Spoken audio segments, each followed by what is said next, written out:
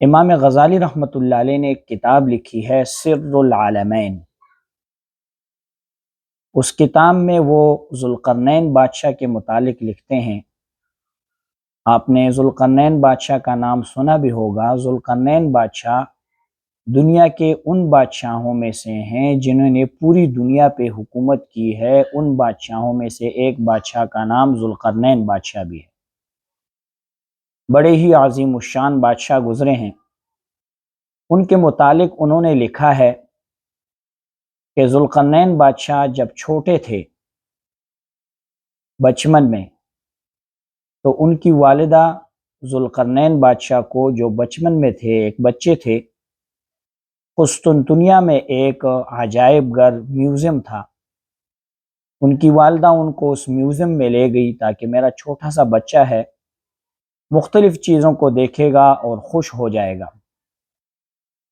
Museum میں مختلف قسم کی چیزیں رکھی ہوئی تھی، پہلے بادشاہوں کی تلواریں وغیرہ، پہلے بادشاہوں کے استعمال کی ہوئی چیزیں وغیرہ، ان کی چارپائیاں وغیرہ، خوردونوش کی اشیاء۔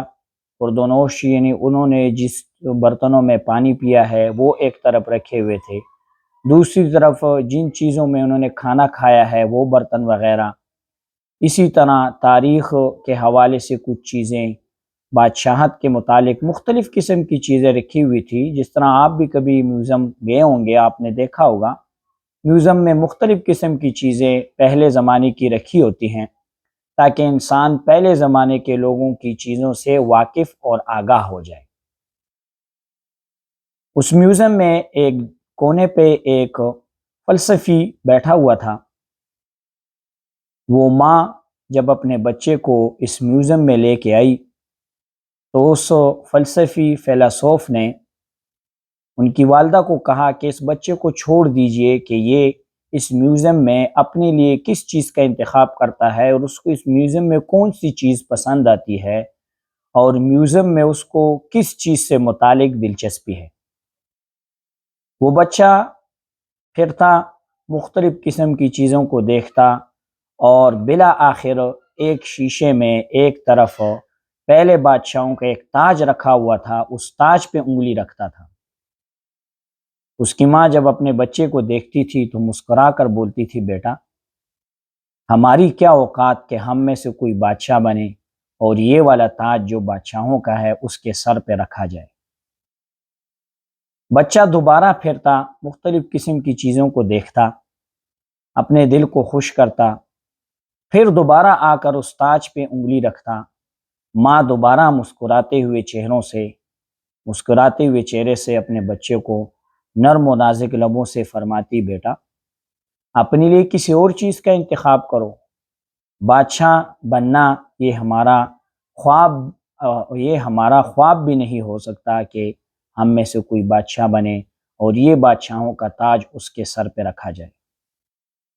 تیسری مرتبہ وہ بچہ پھر پھرا، بالآخر اس مرتبہ بھی چھوٹے سے بچے نے اس بادشاہوں کے تاج پہ انگلی رکھی۔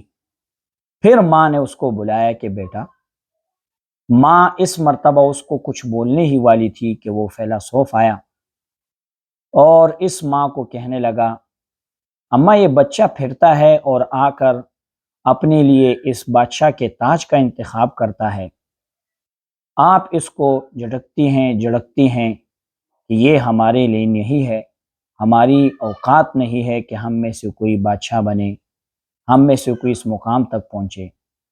فیلسوف نے اس ماں کو کہا، اماں اس بچے میں اتنی ہمت ہے، اس بچے میں اتنی طاقت ہے، اس بچے میں اتنی استعداد اور صلاحیتیں ہیں کہ وہ اس مقام تک پہنچ سکتا ہے۔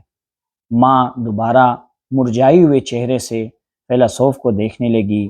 فیلسوف نے فرمایا، دوبارہ اس نے کہا، اماں آپ کو پتہ نہیں ہے، جو بچے اس مقام تک پہنچتے ہیں اور اپنی زندگی میں بڑے بڑے بادشاہ بنتے ہیں، بچپن سے ہی ایک اونچی ہمت اپنے لیے رکھتے ہیں کہ ہم نے اس مقام تک پہنچنا ہے، اور یقیناً یہ بچہ بھی ان بچوں کی فہرست میں ہوگا، ان بادشاہوں کی فہرست میں ہوگا جو بچپن سے ہی اپنے لیے بادشاہت کا انتخاب کر رہا ہے، جو بچپن سے ہی اپنے لیے ایک اونچی ہمت کہ میں ایک بادشاہ بنوں گا، یہ یقیناً اس مقام تک پہنچے گا۔